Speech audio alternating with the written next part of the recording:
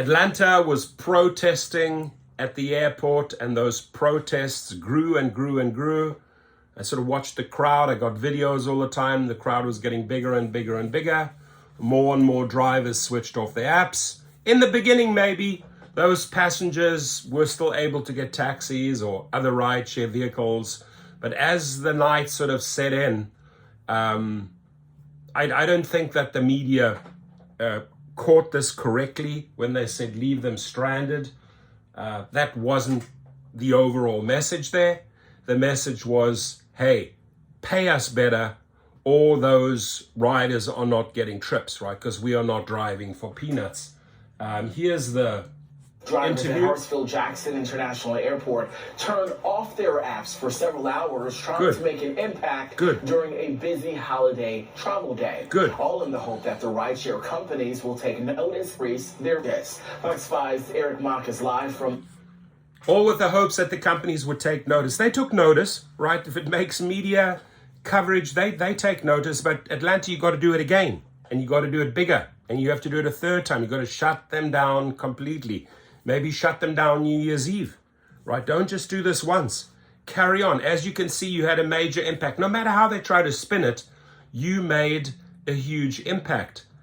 Everyone's reporting on this. All the YouTubers are reporting on this. The channels are reporting, the TV channels. So whatever you did there was great and had a massive, massive impact. Do it again, bigger. And then in February the 14th, Valentine's Day, everywhere, every single airport, shut them all down until these companies listen. Yes, they are paying attention. Airport, Eric, you were there earlier. Talk us through, riders aren't getting stranded because of this, though, right? Yeah, actually the answer to that is no. You can see it's a busy airport right now as people are trying to get back home or get to their destination at least before Christmas Eve. But yeah, the drivers, they were hoping to really snarl things here, but it doesn't seem like it's had the intended impact.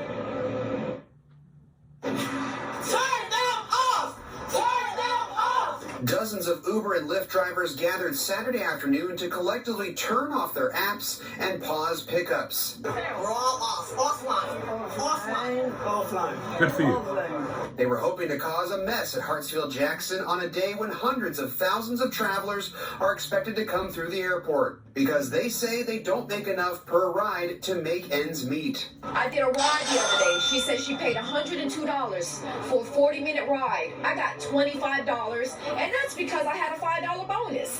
That's 80%, by the way. We can't survive like that's that. 80-20 for them. At first, they were only going to pause the app for a couple of hours, but then more drivers gathered, and they decided to extend the pause into the night. There we go. All of them saying they're making less than 50% of what the riders are being charged. Is that as long as we protest, passengers will continue to be stranded, and maybe that will make an impact. Because as long as we're here, these people are not getting picked up. But when I went down to the rideshare zone at the airport, passengers said they had no problem getting an Uber or Lyft. It was absolutely no problem tonight. We got one in 3 minutes. It took Olivia Alexander only a couple minutes. Fast.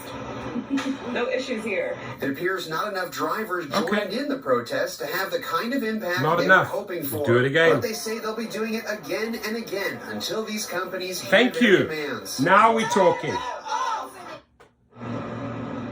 Now, I reached Do it out again to and again. Uber and Lyft to ask about these drivers' claims. Uber sent us a statement saying that drivers get the fare information and the destination information up front before they accept the ride, and that they can decide whether or not it's worth their time. Lyft also said they provide that information up front for drivers so they can make those decisions as well before they accept the fares. Reporting from Hartsfield-Jackson. So they say, they can make the decision. But if you get crap upon crap upon crap, right? Sergio did a great video the other day, downtown LA. It was just one shitty after the other. Shitty offer after the other. Drivers don't accept that rubbish, right?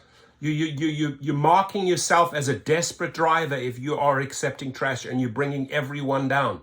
The goal here is to stage big protests and work together and not accept that trash. So if their counter argument, if the spokespeople from Uber and Lyft come out and say, look, we give the information up front, they don't have to take it. You shouldn't take it if they are providing you with trash until they start upping the game and giving you trips that make sense, that make you dollars. But if you keep on, like at this airport here, they say there were no major disruptions because a lot of the desperate drivers drove for peanuts. So those people got rides, those riders got trips. If you do not follow that French principle, right, where they are almost getting $10 minimum per trip, right, and we're accepting $2, $3 trip, we will never win here in the United States. You have to work together. And those drivers at those protests, do it again and start educating the other drivers. Show them what not to accept in Atlanta. Raise the bar and do the protests again. And then come February the 15th, we will all rally together worldwide. Thank you, Atlanta. And I'm excited to support you at your next protest. And at your next protest, it starts somewhere, right? You started it. And now you build the masses until a reporter like this changes his tune. Yes, it worked. The people were left stranded. They didn't get cars in 3 minutes. So start working together. That's the message here for 2024. Start working together. Stop declining trash together. Raise the bar, my friends. Raise it big time.